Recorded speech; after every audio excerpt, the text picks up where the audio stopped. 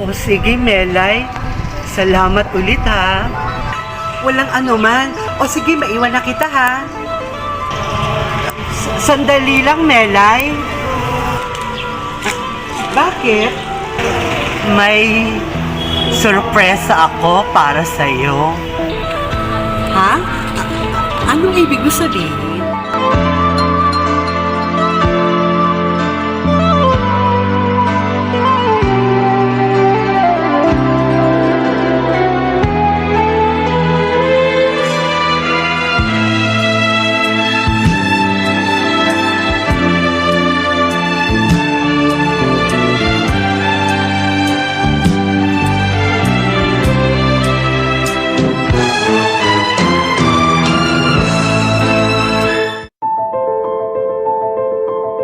Minsan, may isang babaeng kuba na bigla na lang sumulpot sa bayang iyon. Namamalimos siya at nagmamakaawa na bigyan siya kahit konting limos.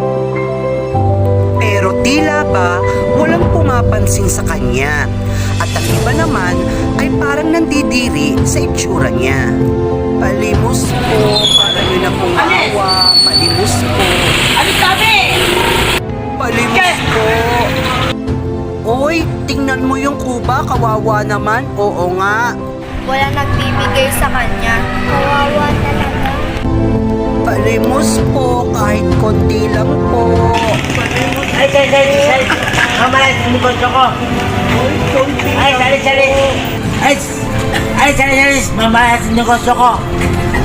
Ano sabi eh? Istorbo. Sayang wala tayong pera. Bibigyan sana natin ng limos. Ang iba naman ay naaawa, pero wala silang magawa dahil wala silang pambigay ng limos.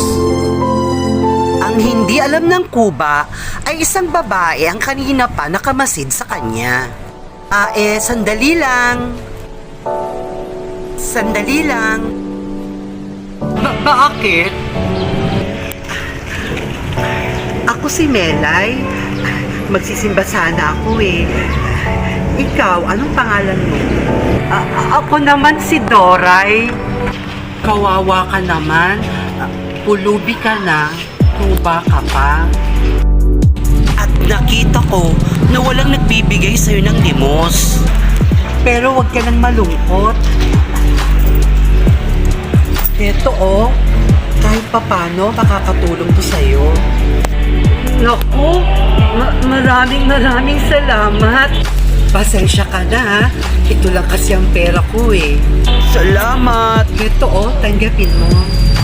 Salamat talaga ha. Salamat. Hayaan mo, kapag nagkapera ako at nakita ulit kita, bibigyan ulit kita ng limos kahit konti. Kapos din kasi ako ngayon eh. Naghahanap pa kasi ako ng trabaho eh. At kaya nga ako nandito para magdasal sa ating Panginoon na sana makakita na ako ng trabaho. Ganon ba? Napakabuti mo, Melay. O siya, bumili ka na. Anong kasya dyan sa bigay ko sa'yo? Magdadasal na kasi ako eh. O sige, Melay. Salamat ulit ha.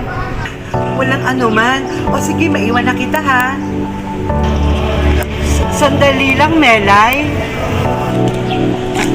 Bakit? May sorpresa ako para sa'yo. Ha? Anong ibig mo sabihin? Ang mga katulad mo ay dapat nabigyan ng gantimpala. Ha? At hindi makapaniwala si Melay sa kanya mga sumunod na nasaksihan. Magkahalong gulat at pagtataka ang naramdaman ni Melay na mga sandaling iyon. Dahil hindi niya sukat akalain na ang kinakaawaan pala niyang kuba ay hindi totoong kuba. At nagbabalat kayo lamang pala ang babaeng ito. At kung ano man ang dahilan ng pagbabalat kayo ng babaeng ito ay yun ang ating aalamin sa ating episode ngayon. At lalo pang hindi makapaniwala itong si Melay sa kanya pang mga sumunod na nasaksihan. Lalo na nang tanggalin ng babae ang umbok sa kanyang likod. Hindi ka totoong kuba? Oo, Melay. Nagpapanggap lang ako na isang kuba. At ang mission ko ay maghanap ng mga taong tulad mo na may mabuting kalooban at mapagmahal sa kapwa. Pinagpapala ang mga katulad mo, Melay. Isa akong mayaman na tao at ugali ko magbahagi ng aking kayamanan. At ikaw ang napili kong bigyan ng gantimpala sa araw na ito. Surprise! Heto, tanggapin mo ang iyong gantimpala.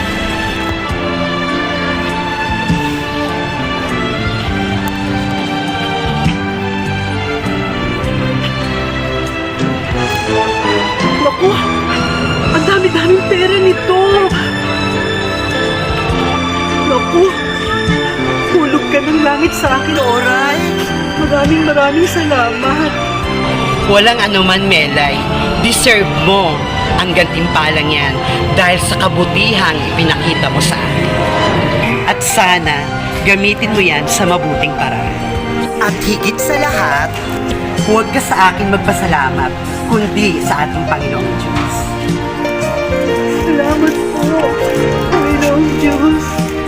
Salamat po. O siya, maiwan na kita, ha? Oo, Doray. At maraming salamat muli. Huwag ka mag-alala. Gagamitin ko ito sa mabuting paraan. Magdinegosyo ako. At mag-share din ako ng blessing na binigay mo sa akin.